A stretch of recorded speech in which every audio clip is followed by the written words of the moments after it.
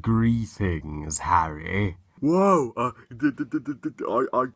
are you a Scar? Yes, indeed. And I have a most urgent request for you. I was recently resurrected and now have a second chance to rule the Pride Lands. You will review my new movie, The Lion Guard, The Rise of Scar. And once that is done, you will help me overthrow Simba.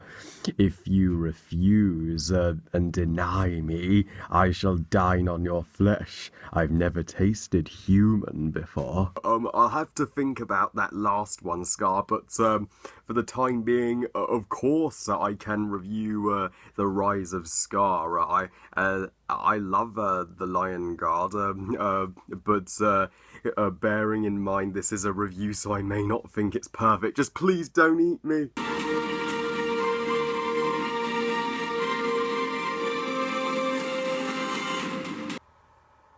Let's bring back the legend, a legend to help our fight. Let's bring back a legend of darkness tonight. The Lion Guard, The Rise of Scar is the fifth installment of the Lion King franchise and is the second TV movie / special to the Lion King spin-off show The Lion Guard, which airs on Disney Junior. So The Lion Guard, The Rise of Scar is the movie that takes place after the events of Return of the Roar and is the fifth episode of the second season, where a devious cobra named Ushari forms an alliance with Jonja the hyenas in the Outlands to bring back the franchise's main antagonist himself, Scar, to overthrow Kian and the Lion Guard, and of course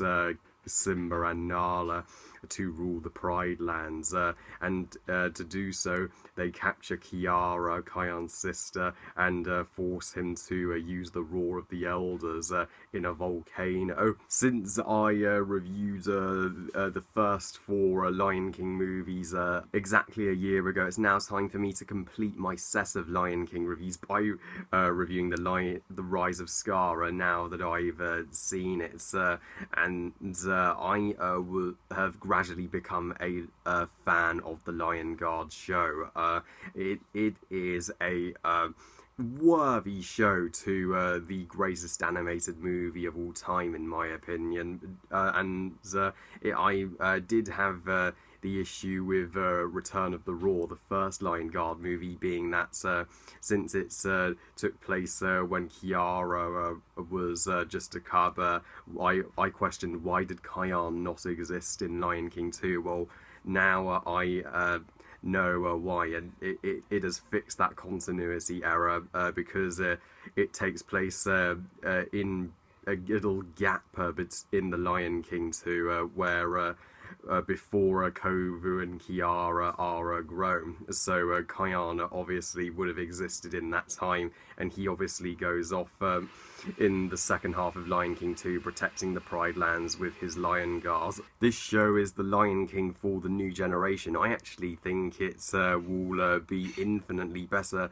than that shitty Lion King remake, which they don't need to make, and my favourite episodes of the show so far have been Return of the Roar. I do like it now better than I did when I originally reviewed it. I was a little harsh in my original review, and Lions of the Outlands and Let Sleeping Crocs Lie, and now The Rise of Scar has joined one of the best episodes of The Lion Guard. Yes, what did they do in season 2 to raise the stakes?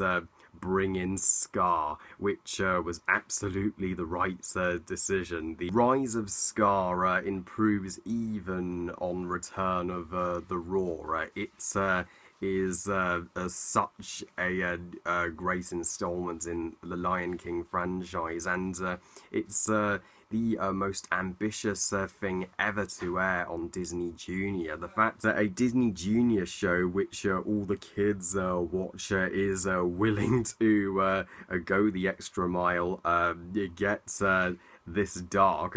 Yes, season 2 is indeed much darker than the first season. I am enjoying season 2 a hell of a lot more than season 1, which was only a starter. But yeah, season 2 is when the show is now coming into its own. It's bringing in an older audience by going this dark, which means it will appeal to more of a variety than just kids, which is why it's my favourite Disney Junior show by far. And by going for a more mature tone, season 2 is more respectful of the original Lion King than the first season ever was, as the original Lion King was Disney's darkest, most mature movie that did speak of themes of death and the afterlife, and the Rise of Scar brings that all back. It's literally discussing themes of talking to ancestors from the past and resurrecting the dead. That is incredibly bold. The premise is immediately more interesting than Return of the Roar, bringing back Scar, which was a wise move on the writer's part, since Jondra and his hyena pack are fun villains. They're not as formidable as they could be, and let's be honest, none of the Lion King villains have ever come close to Scar, so resurrecting one of its best characters is exciting stuff, and I even have my Scar action figure and my Scar shirt that I got in Disneyland, which reads, "I'm surrounded by idiots." So a whole movie dedicated to him will delight the fan base, myself included. Even though Jeremy Irons not reprising his role is underwhelming, I've got to hand it to the new voice actor David O'Leaf.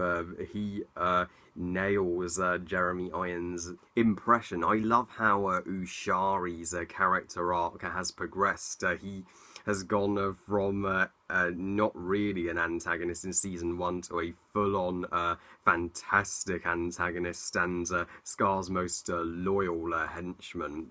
He, unlike Jondra and his hyena pack, Ushari thinks outside the box, which makes him far more of a force to be reckoned with than the hyenas. And the fact that Kiara has more involvement in the plot so this time is I breathed a sigh of relief. I'm so glad they're actually involving Kiara in the action of the story, and even if she is just used as a damsel in distress and bait to get Kayan to come to the volcano, loved seeing her actually be a part of the story, because sadly she is often sidelined in the show. We've got to give a mention to the excellent new addition to the Lion Guards, Makini, a female Mandarin who serves as Rafiki's new apprentice. She is just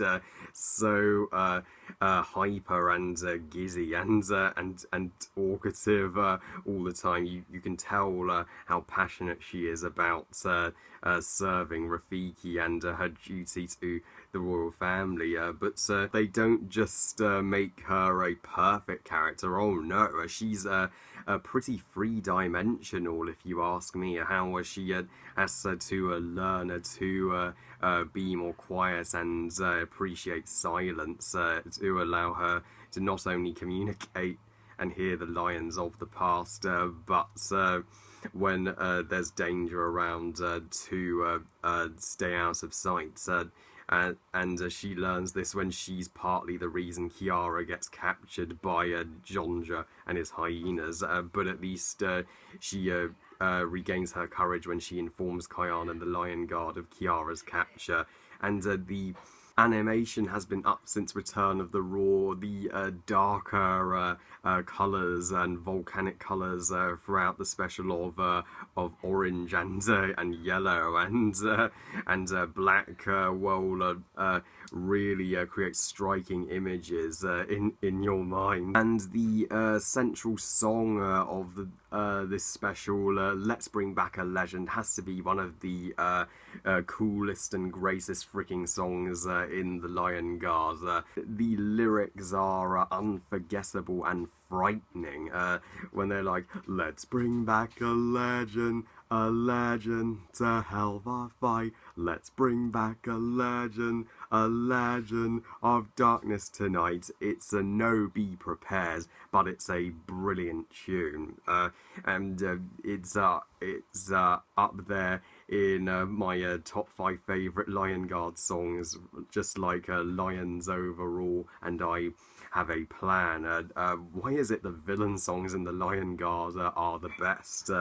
Although I'm not calling this special perfect. Is it perfect? Not entirely. As far as negatives go, I believe this special is slightly overstuffed. There is a lot of padding in the first half that should have been removed from the story. A basic example is in the beginning there's a section where Kayana and the Lion Guards are just doing their duty, defending the Pride Lands from Jondra and his hyenas, and of course defeat them. This is nothing new and could have been skipped. It just takes up time that the special could have spent introducing Scar, and even though it's titled The Rise of Scar, surprisingly there's hardly any Scar in it. So Scar's mostly talked about in the special, but is so rarely seen. He only shows up, I am not lying to you guys, for only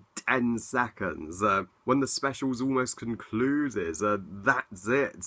Why, Disney? How could you trick us and deceive us like that? Well, why would you leave us on a cliffhanger? We want more Scar. Well, at least we have plenty of him to look forward to for the rest of season 2. I'll give them that. As the episode just spent way too much time setting up Scar's resurrection, it should have had Scar at least appear in the entire second half of the special, whereas the first half should have only been dedicated to bringing him back. Then you'd have a perfectly balanced and structured narrative. But and also the biggest issue I have: why the hell would the hyenas help Scar after he blatantly betrayed them at the end of the original Lion King by calling them the enemy to Simba just to save his own hides? How did the hyenas not remember that?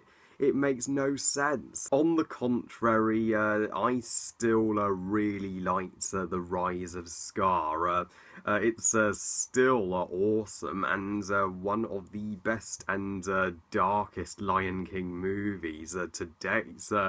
I know it's inevitable that they're going to make a further Lion Guard TV movie special, and this has just raised my expectations for that Furs movie even more. I give the Lion Guard The Rise of Scar 4 stars out of 5. It's going to be a shocking reveal to the Lion Guard and Simba's family when they discover that Scar has returned, and if you're curious, yes, I do believe Scar to be the greatest Disney villain of all time. Well, I love you guys, thank you for watching, I hope you guys enjoyed this review, and what do you think of Rise of Scar? Please comment and let me know. Please like this video and subscribe. Please follow me on Twitter and on Google Plus and on Instagram, and I'll see you next time when I finally review Blade Runner 2049. I'll see you then. Bye, guys.